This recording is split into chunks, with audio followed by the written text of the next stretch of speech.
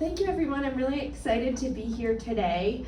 I love to talk about food, so I hope you do too, because that's what we're going to talk about today.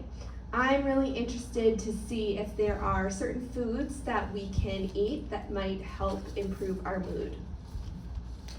And so for today, I just want to give you a little bit of a background of where I come from.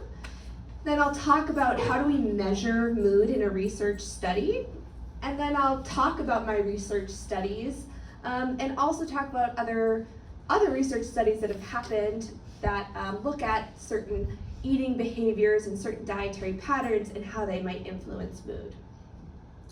But of course, we'll spend a lot of time for Q&A, because I think that's the most fun part. And if you have any questions in the meantime during the presentation, feel free to ask them. So I started out my research journey at a small liberal arts college in Poughkeepsie, New York, where I studied biology. And I was there and I was set on being a doctor. I was going to be an MD, and I was really excited about it. But I ended up taking a research class there, and I got really interested in that. I loved asking questions and figuring out the answers to those questions. So during my time there, I really thought that I wanted to do some research. And I mentioned that I love food, and that is very true. I have always liked this approach that is, not unique to me, but unique to a lot of individuals, to try and use food as medicine, as a way to help prevent diseases and promote well-being. So what I did is I went to the University of Connecticut, where I did my PhD in molecular nutrition. And you see a mouse there because I worked with a lot of mice while I was there. I actually conducted feeding studies where we would feed the mice certain diets or certain foods, and then we would look at what happened to the mice's health to see what was happening inside the body. And I loved that research. That I finally figured out that's what I wanted to study, but I realized I was quite tired of working with mice. They're great, they always show up for your appointments, but I really wanted a more human impact on diet and nutrition. And so I did after my doctoral research that studied heart disease, I actually came out here to the Marcus Institute. And I've been at the Marcus Institute, which is a part of Hebrew SeniorLife, as a faculty member, and I've been here for, oh my gosh, almost 5 years now, studying diet and nutrition and well-being in older adults. And so I'm here to talk to you today because my research focuses a lot about how nutrition can be important for brain health. You see here that there are all these pillars of brain health, like sleep, social connection, exercise, and medical health, but nutrition is a really big part. And specifically, I'm interested in how diet can affect our emotional well-being, our mood, feelings, and behavior through the foods that we eat. Because foods contain antioxidants. Have you heard about antioxidants? Yes? Okay, good. So if you're not familiar with antioxidants, they're small molecules that our food actually contains that can help protect the cells in our body from any damage. And that's why we think that these dietary antioxidants and nutrients are really important for health. So as a research study, it's really important to define what you're measuring. And what I'm measuring is emotional well-being. So how would you do that in a research study? Well, I like to think about emotional well-being in a few buckets. Emotional well-being could be your mood, it could be your attitude, it could be your feelings, and it could be a combination of all of those things. And so it's really important to look at emotional well-being because it's so important for other factors in our life. When we are feeling emotionally well, we sleep better. We have improved memory. We're able to actually tolerate pain a little bit better. We're more motivated to exercise, which is certainly something that I struggle with. And we have more energy. And so we see how emotional well-being can affect so many different areas.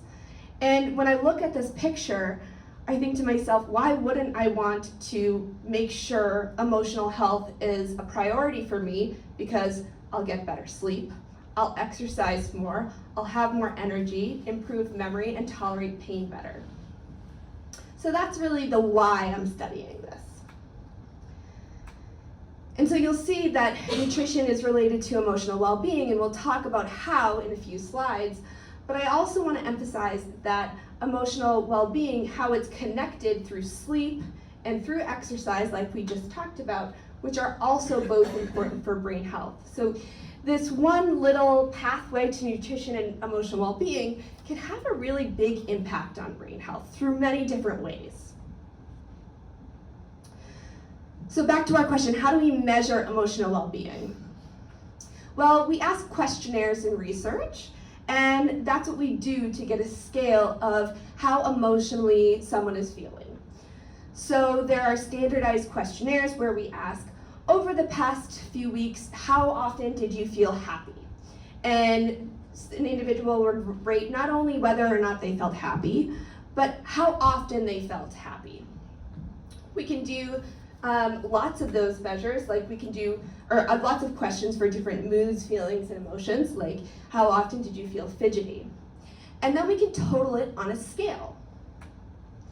So here's our scale of emotional well-being. And so an individual might have had poor sleep. They might feel a little fatigued, but they're relatively hopeful and they're happy. They're calm. They saw their friends and were social. And they felt that they were really in the moment. And so when we look at that scale, we can see that overall it's tipping towards the improved emotional well-being side. So essentially we can do that for every single person that comes into our research studies. And so now we're going to talk about how nutrition might be associated with that measure. So one of the dietary patterns that most of you are probably familiar with is the Mediterranean style diet. It's been researched a lot, and it's a really wonderful diet to adhere to. It suggests consuming fruits and vegetables, whole grains, nuts and seeds, olive oils, fish, poultry, beans, legumes. They say that you're allowed to enjoy a moderate portion of dairy products, so like your cheeses, but try to limit red meat and limit foods with added sugar. And what the research has shown is individuals who actually consume a Mediterranean style diet have actually improved levels of emotional well-being, specifically in older adults. We're going to go to another diet called the Mind diet. And this is very similar to the Mediterranean style diet, but it was designed to be healthy for your mind. And you'll notice that one thing that differs between the Mediterranean style diet and the Mind diet is the emphasis on berries. They're very adamant that if you're going to consume fruits, you should really consume berries, which, stay tuned, because we will talk about that in a bit. And they also allow, up to a tablespoon of butter. The other thing that they focus on is having leafy green vegetables. So not just vegetables, but your leafy green vegetables. So this is going to be things like kale, Brussels sprouts, lettuce, spinach. So I'm sure you're not too surprised that as someone who studies nutrition, I'm standing up here today and saying, I really hope you eat your fruits and vegetables because that's what shows to be good. But there are some differences, or there are some eat good, feel good foods. Fish, like salmon, is a really great source of certain food, no, we're not there yet. I want to just identify the eat good, feel good foods. So we have fish, olive oil, coffee and tea, beans, and fruits and vegetables. So those are similarities between both the Mind diet and the Mediterranean style diet. So let's talk about why these good foods are so good. What's in them that's really important? Olive oil and fishes like salmon or tuna have omega-3 fatty acids. And those are an antioxidant that protect our cells from damages. And so making sure you have enough olive oil or fish in your diet each week can be a way to get those nutrients in. Coffee and tea are also a great source of other antioxidants. And so there's been a lot of research to look at tea intake and how that affects mood. And so there's been studies with higher consumption of green tea actually is associated with better mood. And of course, the fruits and vegetables and the beans are not only a great source of B vitamins, which are also really important for your mood, but fiber, which is something that a lot of us as Americans don't consume very enough. We really don't consume enough. So what are the foods that aren't here? Fats. What else? Sugar. Ice cream. Ice cream, although I do love ice cream. Red meat. Red meat, yeah. So there are some foods that have been associated with reduced emotional well-being. And so again, it should probably be no surprise that those things are fast foods, alcohol, processed foods, and soda, so sugar-sweetened beverages. And one thing I want to emphasize with processed foods is one way to kind of evaluate how processed a food is to look at the food and say, how closely does that resemble the original food that it's coming from? So an example would be, you have an apple. An apple is not processed, but when you actually make it into applesauce, that's when it becomes slightly more processed. When you juice that applesauce and just extract the juice, that's a little bit more processed. So the further away from the food that it looks like, the more processed it is. But I will be the first to admit that I like eating these foods.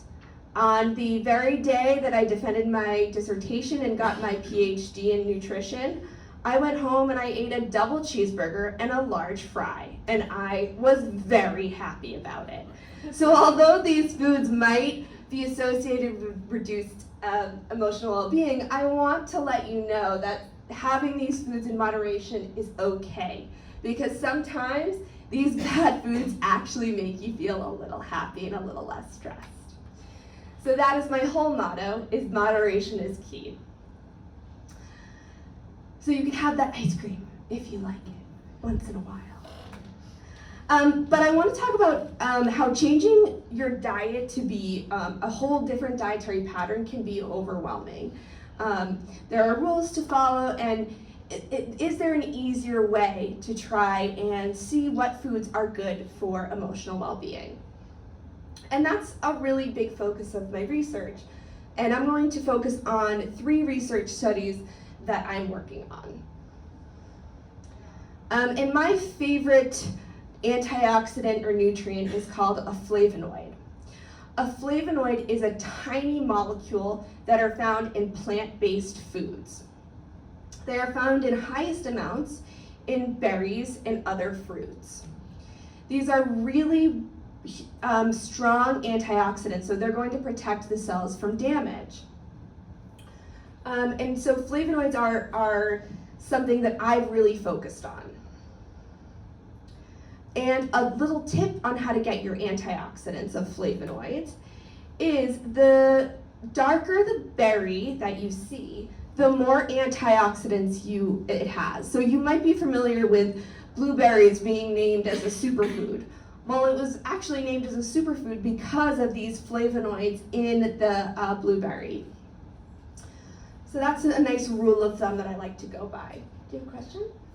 Have you done any research, or is there any evidence about frozen berries and Yes. whether they're as good as the fresh? Yes, that's a wonderful question. So there's a lot of research to say that frozen berries are actually just as good or sometimes even better than the berries that you find in the store because they're actually frozen at their peak ripeness, and so they typically have more of those flavonoids in them.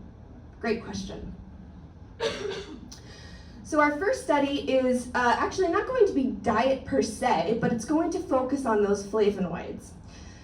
So as we age, we all are developing these certain cells in our body called senescent cells.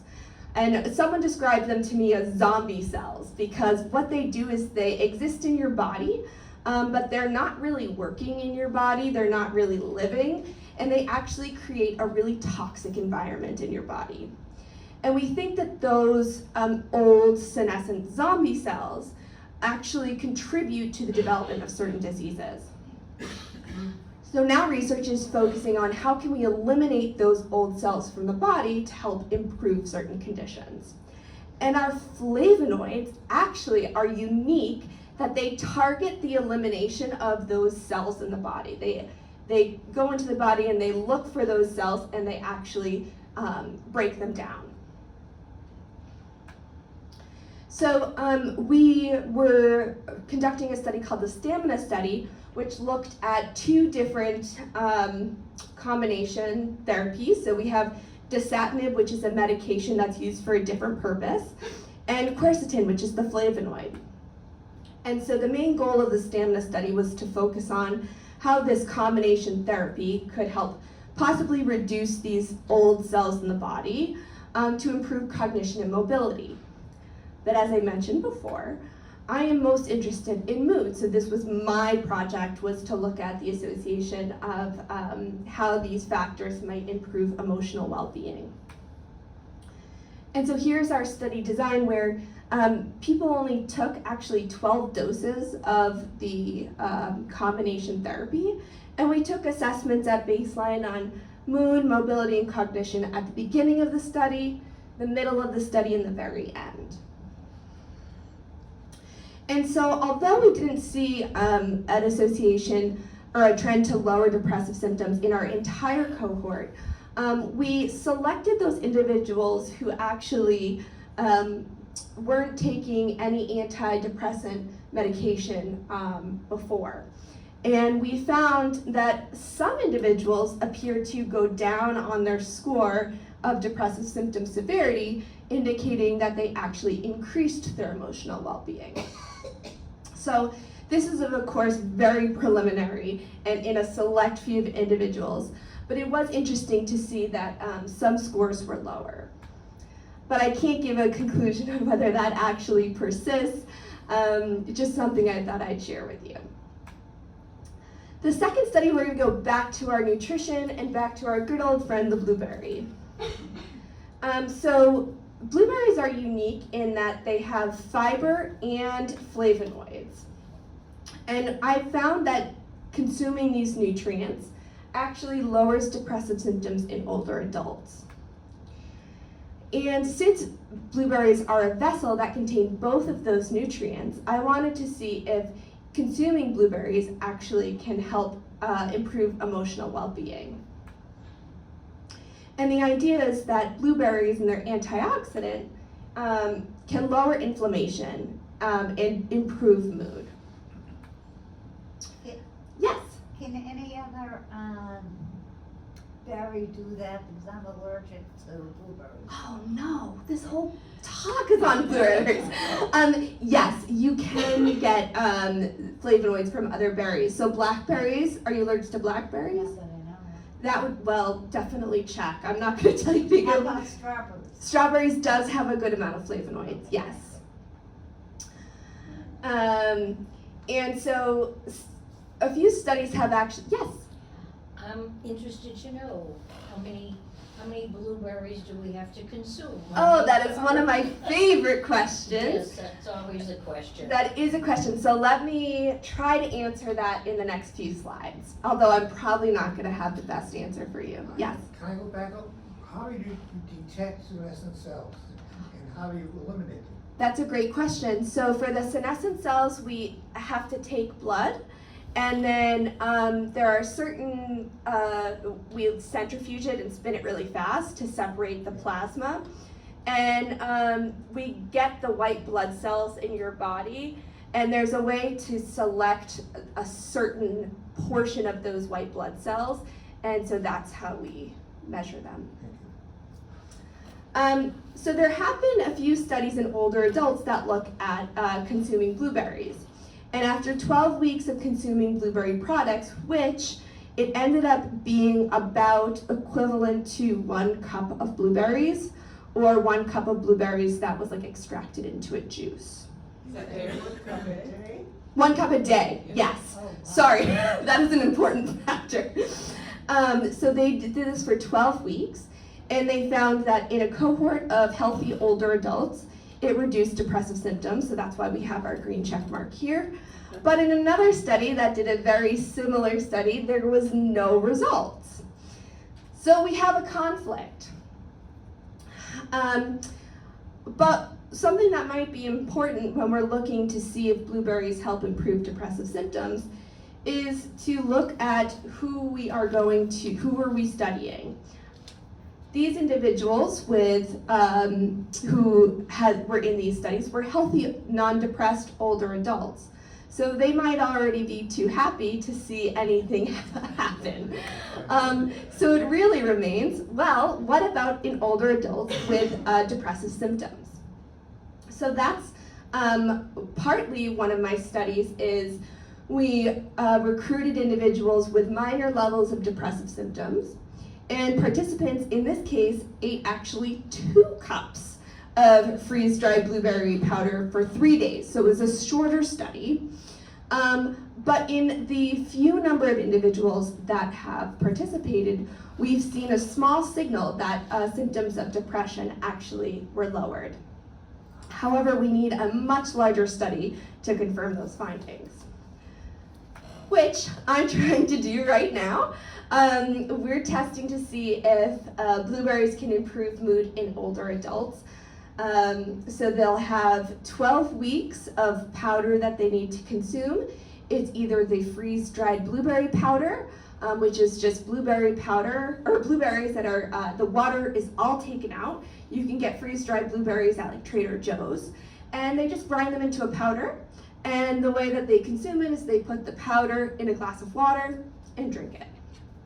The placebo powder is a blueberry flavored drink that is matched for like the nutrition but doesn't have the fiber or the antioxidants in it. I have a question. Yes.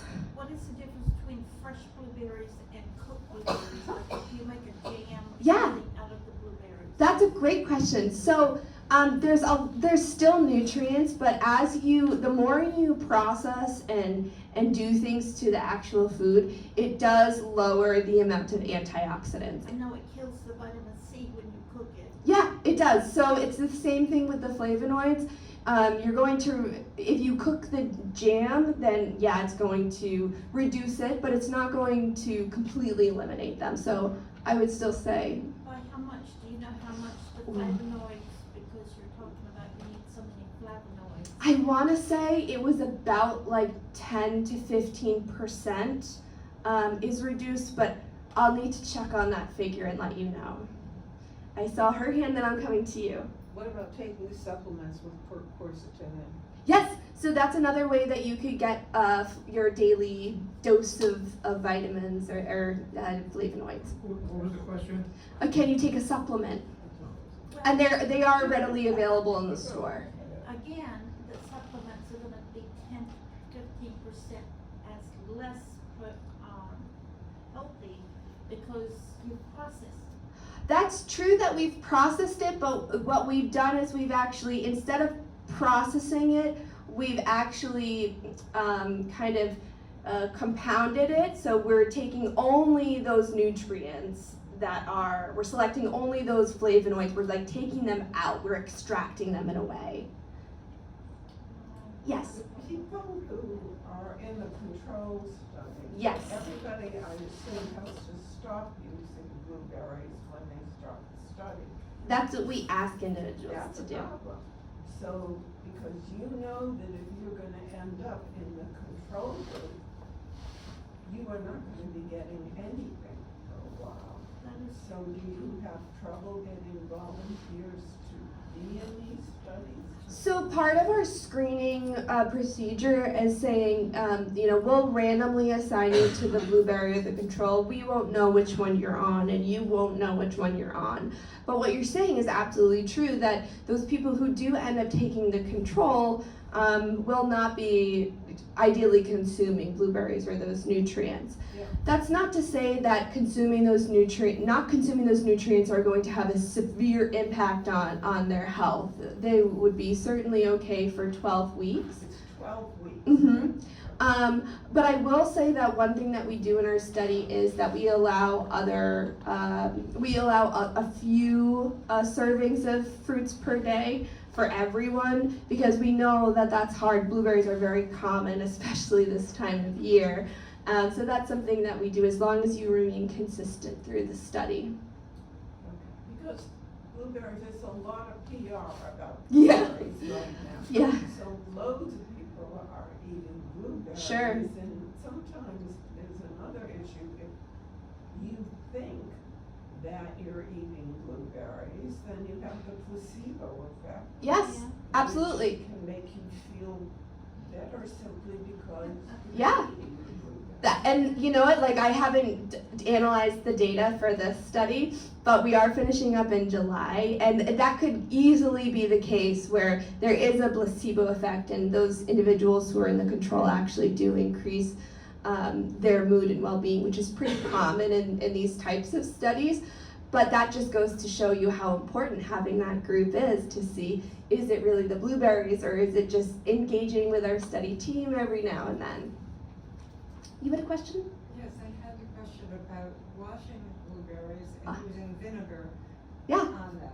Is that considered to be processing it at all or not? That's a great question. So for, Could you repeat the question? yeah, absolutely. So are washing the blueberries with like vinegar, is that a form of processing? That's a hard question to say yes or no. What I will say is, because I think someone could consider that processing in a way, because the vinegar might actually reduce the microbes that actually live on the plant that might be healthy for you. But when we're talking about the flavonoids are actually in the skin of the berry. So washing them with vinegar won't affect them. So It's supposed to prevent them from getting Yes. fungus. yes, and so I would highly recommend that. And when you're washing your blueberries, like when you get them from the store, wash them in vinegar, rinse them really well, and then put them in a new container with a paper towel, and your berries will last so much longer. Okay, so we have those results that will hopefully be in July, and hopefully you'll have me back to share with you what they are.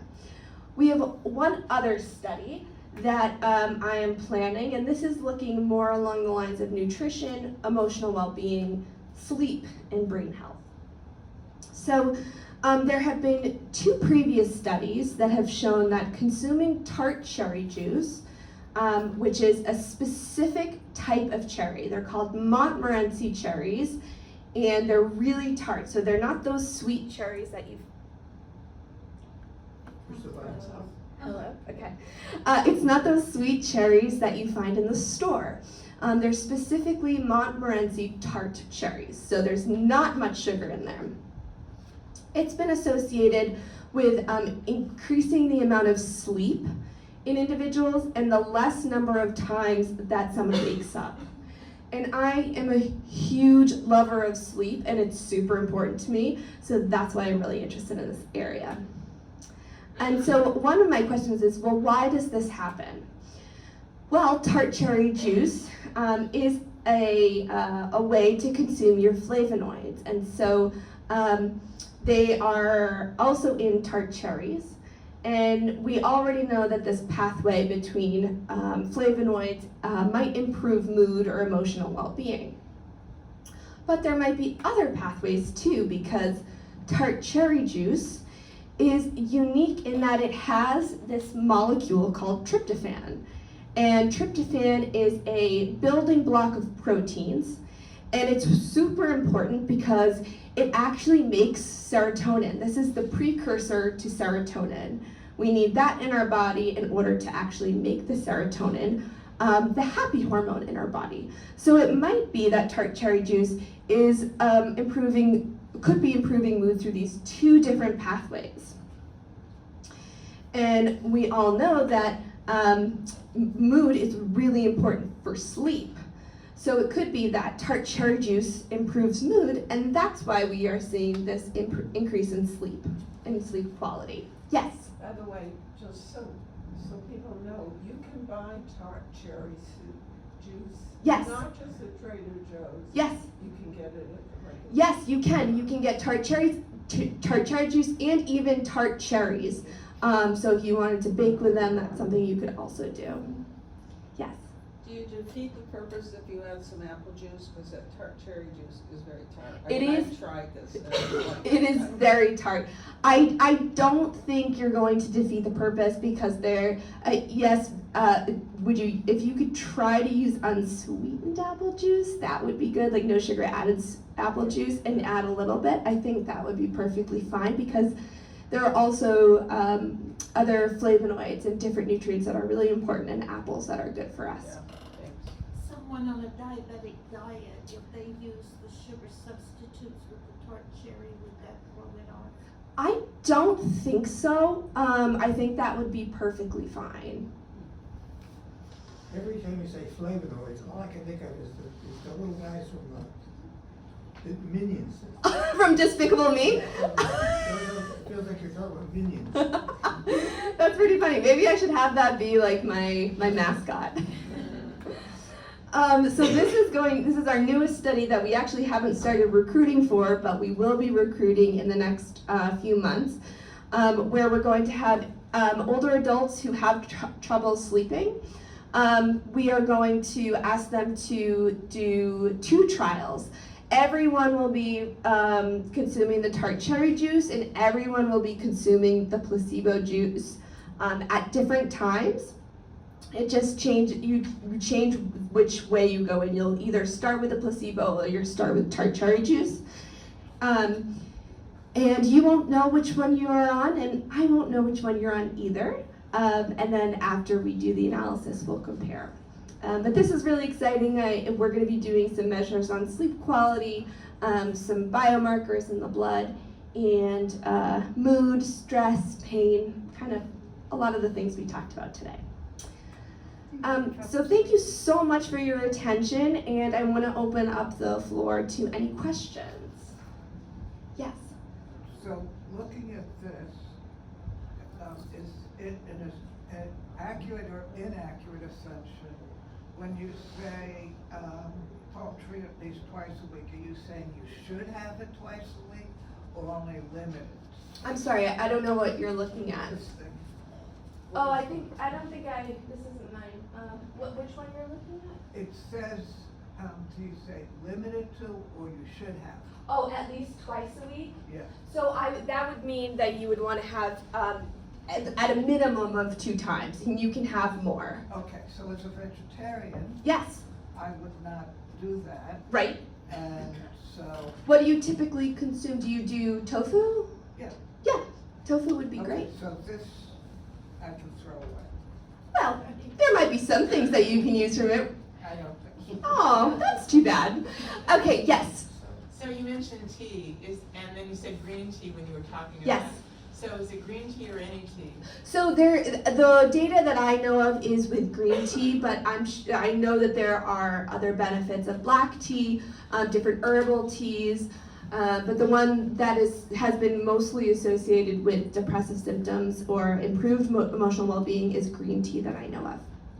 I do Yes. know that black orange peacoat tea is good with the flavonoids and also. Good. Just thank you. Did you have a question? Yeah, how did you distinguish mood from attitude? Ooh, that's a great question. So when so there are certain questionnaires that specifically look at something called affect, which I think is more about your attitude, your approach on life.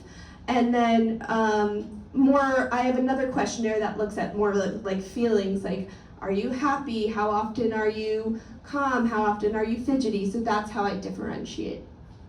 Great question. Any other questions? Yes?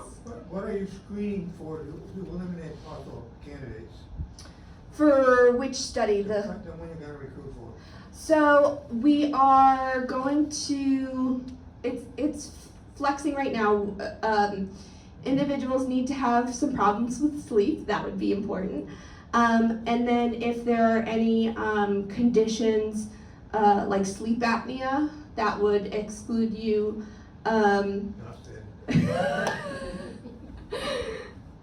Any other questions?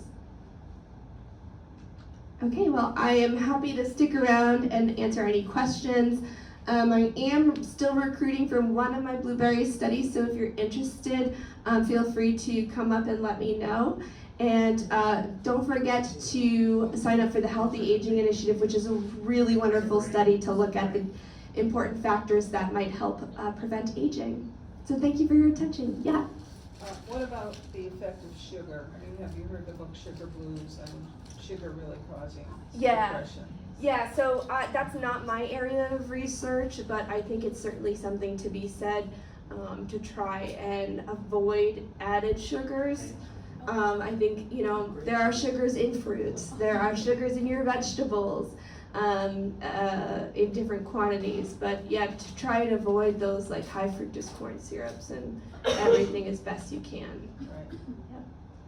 This isn't related to the study, it's just something that has been annoying me for a long time. When did seniors become a dirty word? When did it happen and how did it happen that everybody says older adults?